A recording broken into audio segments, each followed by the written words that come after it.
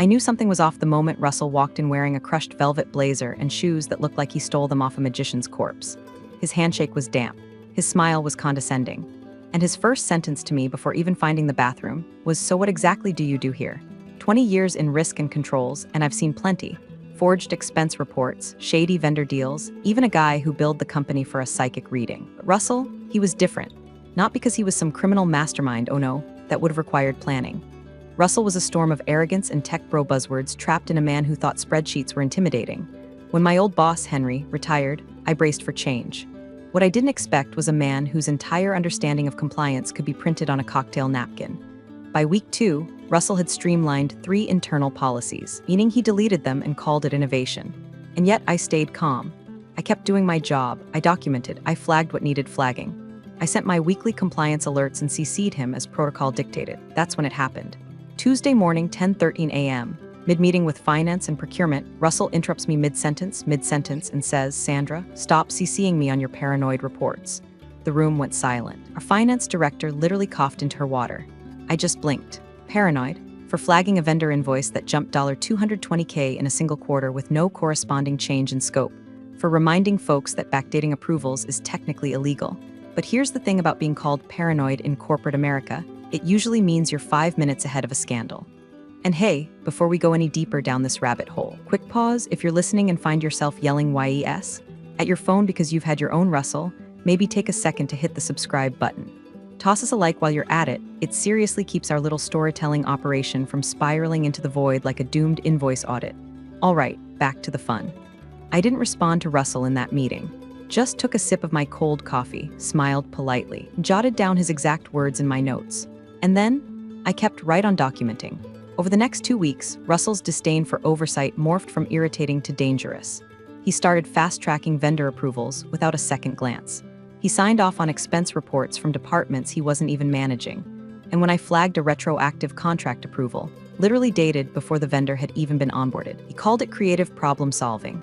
I knew what I was dealing with, not a criminal, not yet, but a man too arrogant to know he was leaving digital fingerprints all over a ticking time bomb. The cracks were widening, and me? I was just trying not to fall through them. Then came the kicker. I stumbled on a vendor trail that didn't make sense.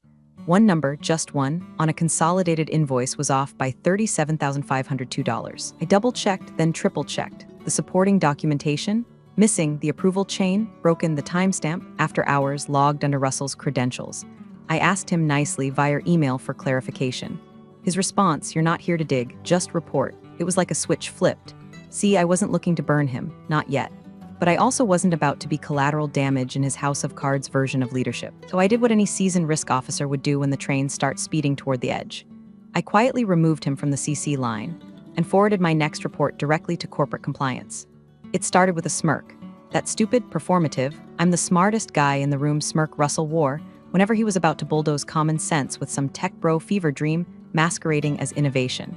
We were in the weekly finance/procurement sync. Me, Janet from Ops, Amir from Finance, and a couple of vendor managers who looked like they'd rather be eaten alive by printers than sit through another hour of Russell's vision.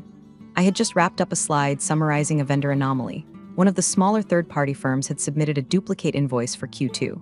It wasn't major, not yet, but I had flagged it because the approval timestamp predated the actual scope of work. In normal companies, that's called fraud. In ours, apparently it was called Tuesday. Russell leaned back in his ergonomic throne, custom ordered by the way because the standard chairs didn't align with his spine energy, and laughed. Actually laughed. "Oh my God, Sandra, again with the vendor paranoia? What next? Are we gonna audit the janitors? Maybe check if the vending machine guy has a Cayman account?" The room chuckled, uneasy, polite. Amir looked down at his notepad like it had betrayed him. I didn't laugh. I didn't blink. I just clicked to the next slide and said, "Per policy, any flagged invoice over $25K with missing documentation must be escalated within 48 hours. That clock started yesterday. Russell waved his hand like he was swatting a fly made of logic and accountability. "We're sunsetting that policy," he said, then added with a grin, "Don't worry, it's part of the new streamlined approval framework, modernizing the whole risk process." Modernizing, that was the word he used, like slapping duct tape on a leak and calling it waterproofing. His streamlined process, it meant skipping the 3 approval rule, removing finance's second-dize review, and introducing a magical new phrase, retroactive alignment, which is corporate for "we'll sign it later if no one catches it." It wasn't policy anymore. It was improv theater with invoices. my inbox. Once a sacred temple of red flags and risk matrices became a ghost town. The weekly controls dashboard I compiled? Unread. My compliance heat maps? Unopened. He even had the nerve to cancel the monthly risk review call and replace it with a Slack channel called #NoRedTape. I tried to speak with him privately once. Caught him between his vision boarding session and whatever team-building nightmare he was planning with foam swords. I said, Russell, you're making approvals without documented oversight. That's exposure. Serious exposure. He didn't look up from his phone. You worry too much. This is why risk teams get ignored. You create problems just to solve them. I stood there for a full 5 seconds waiting to see if he'd realize what he'd just said. He didn't, so I went back to my desk. I opened the invoice archive. I kept digging. That's when I saw it, buried inside a zipped folder labeled Vendor Reclass Q2 Catch-Up. A single invoice from a new IT vendor, dated April 3rd, but the vendor wasn't approved until April 17th. Even worse, the line item was split. 2 charges, same deliverable, same week. Total, $149,750. Split just below the $75K auto-escalation threshold. Cute trick. I cross-referenced it with project logs. No record of the service. Checked the approval trail. Nothing, just one line, approved R.W. Russell, of course. At first, I thought maybe it was sloppy bookkeeping. Maybe someone fat-fingered a date, maybe a late-night approval got mistimed. But the more I looked, the more the story stank. This wasn't one invoice, it was a pattern. And the pattern had his signature all over it, but try explaining that to anyone. HR was too busy hosting another wellness in the workplace webinar. Finance had gone radio silent, probably sick of Russell overriding their approvals like he was swiping left on integrity. And legal? Let's just say they were allergic to things they might have to testify about later. So I did what I do best. I documented quietly, thoroughly, precisely. And I made a folder on my personal drive, Russell Ghost Trail, because if I was going to get thrown under a bus, I'd make damn sure someone knew who was driving. It was a rainy Wednesday when I crossed the line, not the kind of poetic thunderstorm you see in movies. Just a miserable gray sky dripping like a leaky faucet outside the break room window. Russell had called in sick, which probably meant he was off somewhere drinking celery sludge in a sensory deprivation tank, or attending a seminar on thought leadership through vague emails. Either way, the office was quiet, just the clack of keyboards and the faint hum of collective burnout. I had a few hours to myself, rare these days, so I dove back into the vendor audit trail I'd been piecing together after hours like some corporate Nancy Drew with insomnia and a vendetta. What I found that day changed everything. There were retroactive entries, not just 1 or 2, a string of them, at least 7 invoices, all from newer vendors Russell had personally fast-tracked, had been logged after the services were supposedly delivered. The timestamps didn't align. Some were input weeks after the date of service. Others had approval signatures but no attached documentation. The most alarming part, every single one bore Russell's initials, RW, in the authorization field. And one had been logged from his account at 2:14 a.m. Who the hell signs vendor payments at 2:14 in the morning? No justification, no memo, no trail of review or discussion. Just greenlit money flowing out like we were running a bake sale with gold bricks. At first, I stared at the screen, hoping it was a system glitch. Maybe some migration error from our ERP platform. I even called over Mark from IT to double-check the audit logs. He confirmed it, manual entries, no backup, no IP spoofing. Clean as an untraceable but real. I felt it then. That cold curl of dread in my stomach. Not panic, not fear, just resolve. The kind of clarity that comes when you realize that if you stay quiet, you become an accomplice. So I did what any seasoned woman in compliance knows to do when standing 3 inches from a bonfire started by a man who thinks rules are suggestions. I sent him an email. Subject line, vendor entry discrepancies request for clarification. I attached a 2-page summary of the audit log entries in question. I included screenshots, invoice IDs, and side-by-side comparisons of expected vs actual approval chains. I even threw in a link to our internal documentation policy. Polite, factual, neutral. It took him 6 minutes to respond. His reply, exactly, you're not here to dig, just report. No greeting, no signature, just that one sentence like a slap in Arial 11-point font. I stared at it for a long time. Something in me snapped, not loudly, not like a crack, more like the sound of a seatbelt clicking into place right before impact. I didn't reply. I opened my compliance escalation template. I removed Russell from the CC field, and I attached the report to an encrypted email addressed to the corporate compliance officer, Janice Whitmore. No commentary, no rant, just a professional subject line, pattern of vendor anomalies, immediate review recommended, and the facts. Click sent. And with that, I crossed it, the invisible line. Up until that point, I'd still been holding out some naive hope that maybe Russell was just clueless, that maybe this was a mess he'd clean up once he realized how bad it looked, that maybe I wouldn't have to be the one lighting the match. But after that email, no more illusions. Wasn't trying to destroy him, but I was damn sure not going down for his sins. Nothing came, no reply from Janice in compliance. No calendar invite, no follow-up. Just silence as thick and suffocating as the burnt coffee smell that lingered near the breakroom sink. 2 weeks passed, then 3, and during that stretch, Russell got bolder. First, he pulled me off 2 cross-functional vendor projects I'd been leading for years. No explanation, no conversation. One morning I logged in and poof, access revoked. Files gone. Project Slack channels archived. When I asked about it, he just grinned and said, "We're reallocating you to areas better aligned with your style." My new assignment? A beautifully vague initiative titled Legacy Risk Archive Optimization. Translation: combing through old SharePoint folders and flagging expired contracts no one cared about anymore. I was effectively benched, shelved like a rotary phone in a smartphone world. At first, I thought maybe it was a temporary shift. Maybe they needed a quick cleanup before the next audit cycle. But then procurement stopped copying me on purchase discussions. Finance started closing invoices without routing them to risk. And legal stopped replying to my memos entirely. Even my badge stopped opening the 14th floor conference wing. That's where Russell held his leadership huddles, which had the same energy as a cult meeting held in a WeWork. I told myself it was fine, that I'd done the right thing, but the whispers started. You know the ones that float just out of earshot but always seem to die down when you walk past the copy room. She used to be tight with the old CFO, didn't she piss off the new guy already? I heard she flagged him to corporate. I kept my head down, kept documenting, kept trying to believe the system would catch up. But each passing day chipped away at that belief. Even my friends in the office started pulling away, not because they didn't support me, but because no one wants to be caught too close to someone circling the drain. There's a smell to career death and it makes people nervous. They start forgetting to invite you to lunch. They stop tagging you in comments. They use phrases like optics and just playing it safe. And the worst part, doubt, it crept in like black mold under wallpaper. What if I had overstepped? What if this whole thing was just a misunderstanding I'd blown out of proportion? What if I was becoming the thing Russell said I was? Paranoid, rigid, outdated? Late one night, I sat in the office, long after most had gone home. The only light was the glow from my dual monitors, both filled with spreadsheets no one would read. I stared at the folder on my desktop, Russell Ghost Trail, and hovered my finger over delete. Maybe it was easier that way. Maybe if I just stopped pushing, I could fade back into whatever non-critical purgatory they'd created for me and ride it out until early retirement. And then I saw it, a calendar invite.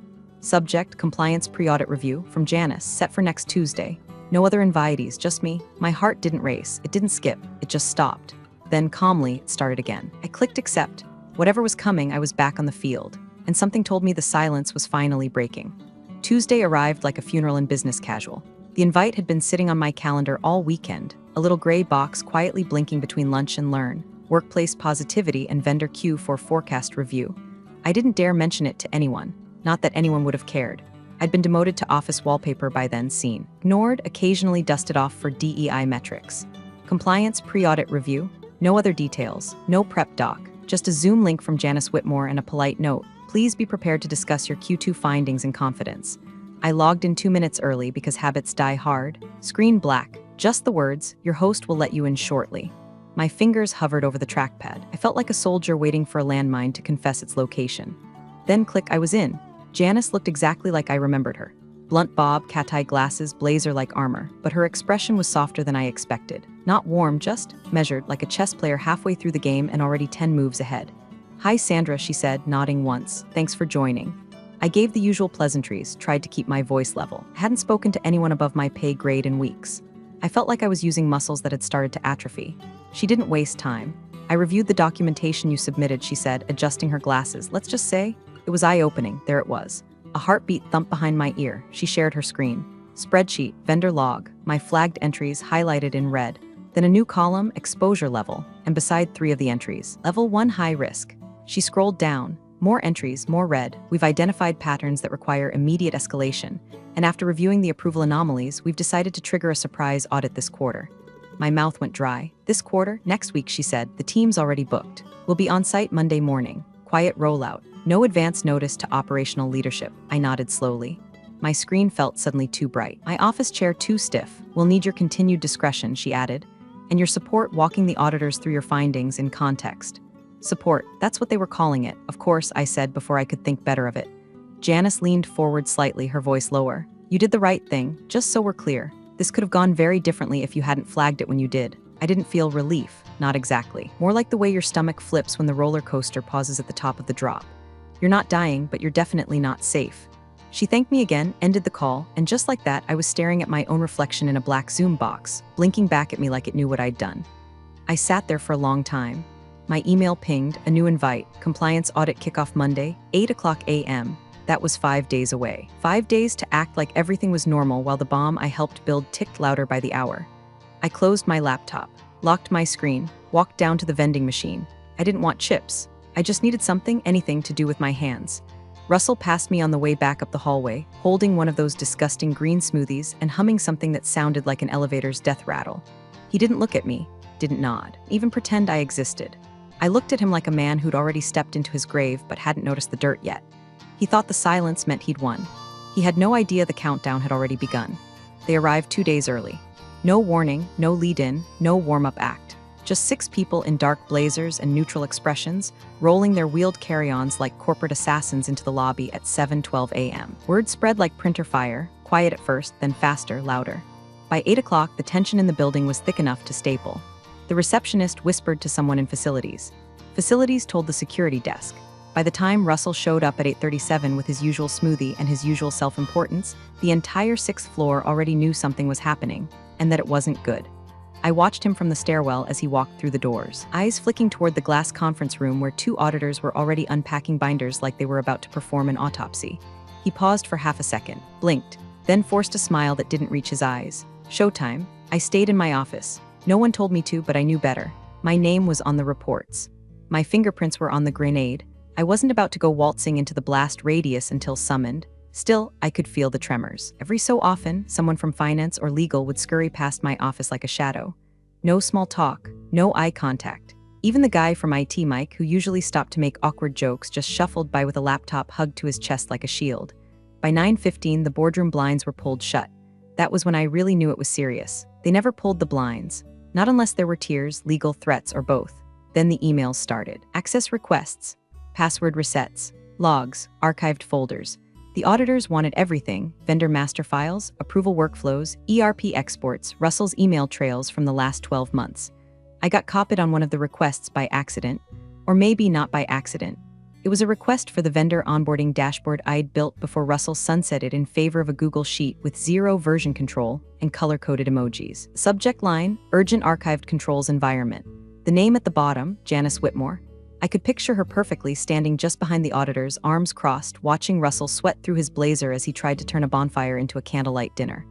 I didn't have to be in the room to know what was happening. He'd try to charm them first. Jokes, fake transparency, corporate caviar. He'd act like the issues were growing pains, that compliance was an evolving landscape. He might even toss in a phrase like agile controls architecture to make it sound like chaos was intentional. But I also knew this audit team. They didn't laugh, they didn't flinch. They didn't care about Russell's self-authored leadership quotes or his LinkedIn followers. They cared about numbers, timestamps, signatures, and the lack thereof. At 10:42 a.m. I saw him. Through the glass, through the slight gap in the blinds, just enough to catch a sliver of movement. Russell standing, arms raised, gesturing wildly. One of the auditors held up a printout. He leaned forward, pointed at something. Russell stopped moving. His jaw twitched, then the blinds snapped shut again. I sat back in my chair and exhaled, slow and quiet. I hadn't realized I was holding my breath. By noon, legal had shut down the shared drive. Finance had gone fully silent. Even the cafeteria posted a paper sign, closed for private event. And me? I just waited. Every footstep outside my office made my heart hitch. Every phone ring felt like a drumbeat before a verdict. I wasn't afraid, not exactly, but I knew the sound of walls closing in, and I could hear them shifting, one binder at a time. My phone buzzed at 2:13 p.m. just once. A calendar ping. Subject, quick clarification, audit team follow-up. Location, executive boardroom. Time now, no context, no sender listed, just one of those gray invites that felt more like a summons than a meeting. I stared at it for a second. My stomach did that awful half-twist, like when you realize you left the stove on or hit reply all on an email meant for one. I checked my reflection in the dark screen of my monitor. Blouse straight, hair decent. Poker face, engaged. I stood up, legs a little heavier than usual, and walked the corridor like I was headed to confession. The boardroom door was already open. Inside, the audit team seated like a tribunal. Janice, the CEO, pale, lips pressed so tight they looked painted on. Our chief legal officer, her arms folded like armor. Russell stood near the wall, not sitting. His hands were shoved deep in his pockets, but he couldn't hide the sweat prints blooming under his armpits like storm clouds. Janice nodded at me. Sandra, thanks for joining. Just a few follow-ups regarding your submission. I nodded, careful, neutral. I wasn't here to spike the ball. I was here to survive. She lifted the report, my report, the one I had quietly sent weeks ago.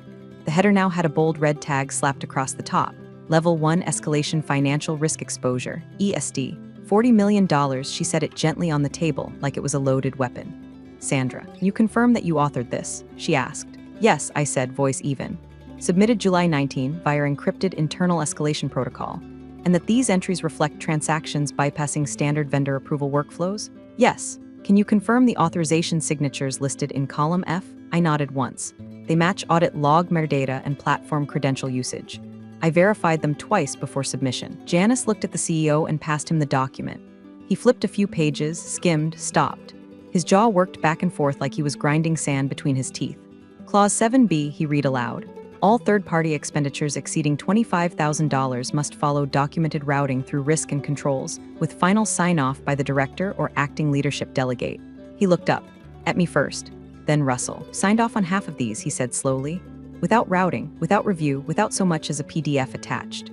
Russell opened his mouth, but the CEO held up a finger. Not today, not yet.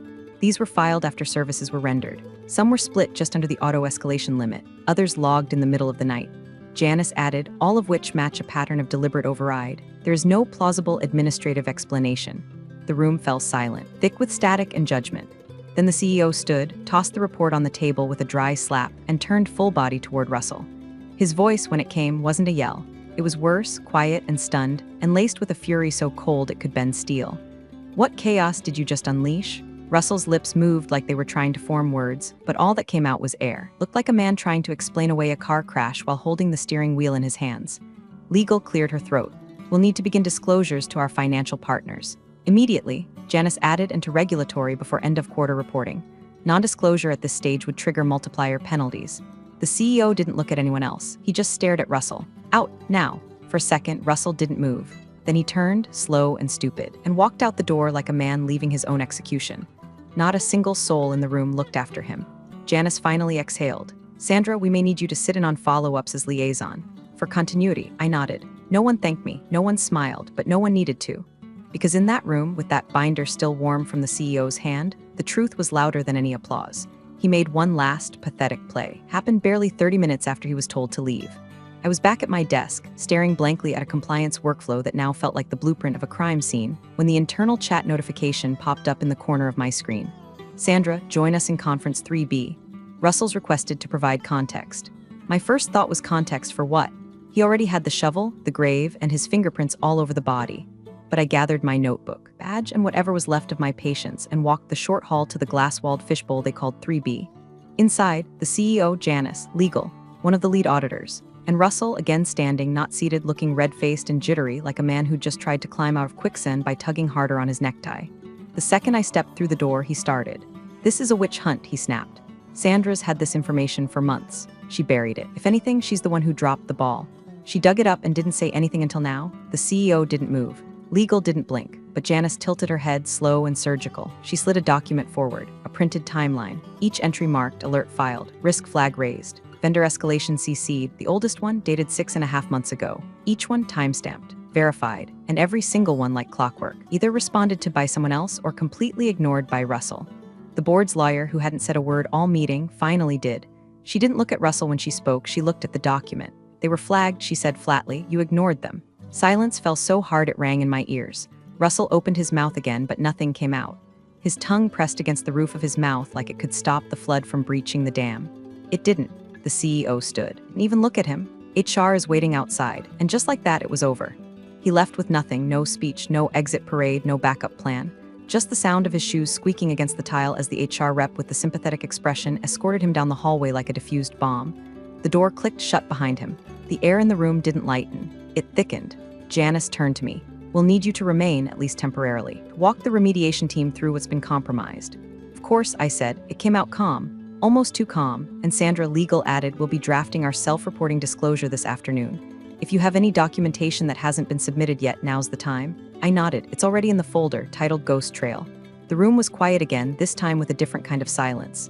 Not tension, not fear, respect, maybe, or at least recognition. As I left the room, the hallway looked different. Same gray carpet, same flickering light over the copier, but it felt quieter, like a storm had passed through and scrubbed everything raw. Back at my desk, my inbox was no longer a graveyard. New subject lines were rolling in.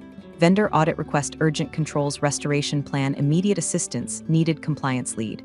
Temporary reassignment authorization, no promotions. No titles, not yet, but I was no longer invisible. I wasn't celebrating, but I was breathing. And for the first time in a long time, it felt like oxygen. The damage report was scheduled for 7:30 a.m. before the building came alive, before most people had their first coffee, before the whispers could begin again. Closed door, executive level only. No assistants, no public minutes. Just 12 chairs, one long table. And the digital carcass of everything Russell had built now flayed wide open on a 60-inch monitor. I wore navy. No frills, no colors. Just clean lines and pressed fabric, armor disguised as professionalism. My hair was back. My notes were printed. My backup flash drive was encrypted and labeled. I wasn't here to guess. I was here to bury what needed burying. They gave me 20 minutes. I took 12. I walked them through it step by step. Vendor hash 14,328. Retroactively billed for services not scoped in any contract. Invoice cluster delta 04. Signatures forged from admin-level credentials after midnight. Approval chain failures 6. Internal policy violations 14. Estimated exposure $40.3 million. I didn't editorialize, didn't color outside the lines. I spoke in clean numbers, clear failures, repeatable evidence. My voice didn't crack. My hands didn't shake. They asked questions. I answered. When the CFO pushed back, asked how it could have gone on so long, I just clicked to the final slide. One page, my original escalation memo, time-stamped, bullet-pointed, boring even. And at the very bottom in pale gray font just before the signature line, Russell's reply, stop CCing me on your paranoid reports. Silence, not the awkward kind, not the tense kind. Just silence, absolute, clean. The kind of silence that only comes when truth drops like a gavel and no one's stupid enough to argue. The CEO leaned back in his chair, rubbed the bridge of his nose. Someone exhaled. And then the CFO, usually so smooth, so smug, muttered under his breath, almost like a confession. This is why you do CC people. Nobody laughed. There were no gold stars, no parade, no laminated Employee of the Month certificate, just a slow nod from legal. A thank you from Janice. A note from the CEO's office later that day. Pending further review, Sandra Martin will serve as interim head of compliance and ethics. I didn't reply right away. I just closed my email, stood up, and walked the long way back to my office. Past finance, past legal, past procurement, and past the glass door that used to read Russell Weller VP, Strategic Operations. Now it was just a blank pane of frosted glass. Empty inside, no plaques, no plants, just an abandoned ergonomic chair and a desk that looked smaller without his ego sitting on top of it. I walked right past it, didn't pause, didn't peek. Back at my desk, a small white envelope was propped against my monitor. Inside, a fresh badge, new title, new department, same name. I slid it into place on my lanyard, snapped the clip shut, and sat down. Because I wasn't done, not yet, there were still loose ends to tie. Policies to restore, controls to reinforce, and stories to rewrite, starting with the one where they called it paranoia. I called it my job, and report by report, memo by memo, I buried the empire he tried to build on silence. It didn't collapse. I took it down, one line at a time. Appreciate you sticking around, you legends of the break room. Subscribe for more chaos. Let's make your old managers spill their coffee in fear.